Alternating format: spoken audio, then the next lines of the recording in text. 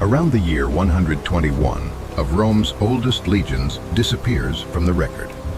No victory parade, no surrender, no recovered eagle. Just a name that stops appearing where it should have been. Legio IX Hispana, the Ninth Legion. And for Rome, that kind of silence was almost worse than defeat. A legion was not a small unit. At full strength, it could mean around 5,000 heavy infantry, plus auxiliaries, engineers, cavalry support, and clerks. It was a moving city with shields, discipline, and a sacred standard called the eagle. Lose the eagle, and you did not just lose metal, you lost honor. The Ninth had not been born in Britain. Its name, Hispania, came from service in Spain. By the time it reached the edge of the empire, it was already an experienced machine. But Britain was not like the clean maps in Roman headquarters.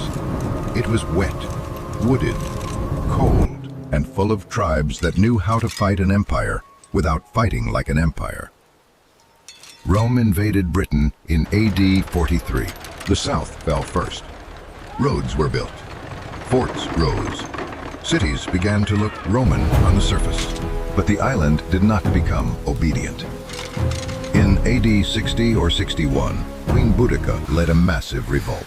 The Ninth marched to stop it and was badly mauled. Its infantry was cut apart before reinforcements could save the situation.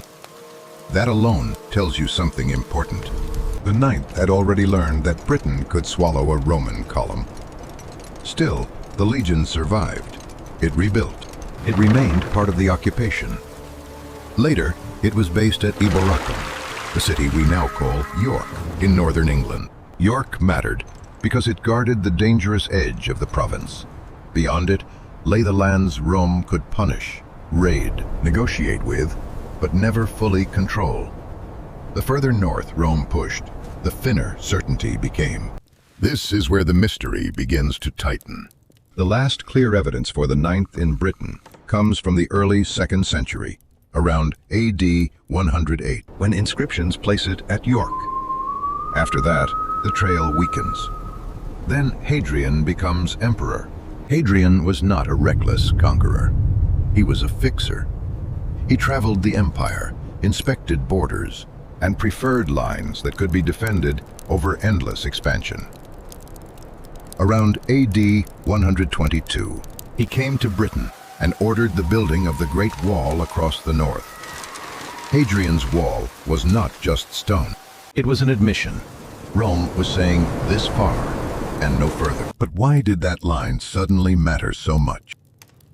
One answer is simple and brutal. Something had gone wrong in the north.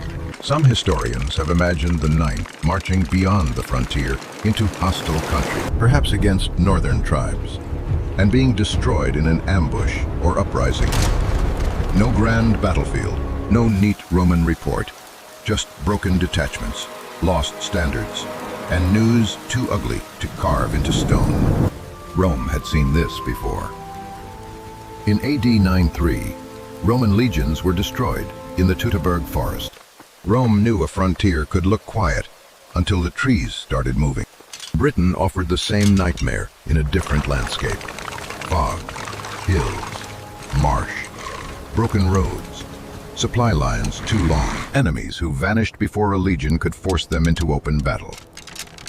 And yet, the story is not that easy, because the Ninth may not have died in Britain at all. Evidence found at Nijmegen, in the modern Netherlands, has been used to argue that parts of the legion were on the Rhine after Britain.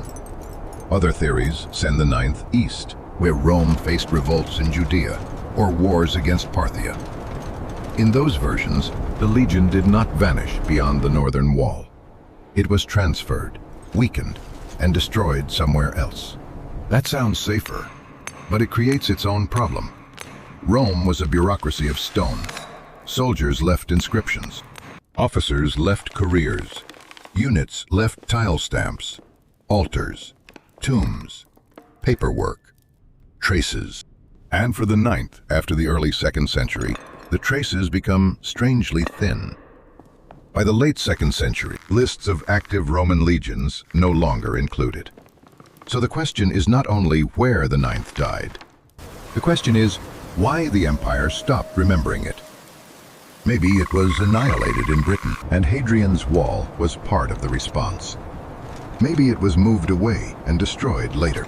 Maybe it was disbanded after losses too heavy to repair. But all three answers lead to the same cold place. Rome did not preserve a clear ending. For an empire obsessed with order, roads, records, and symbols, that is the strangest detail of all. A legion could die. Rome could explain death.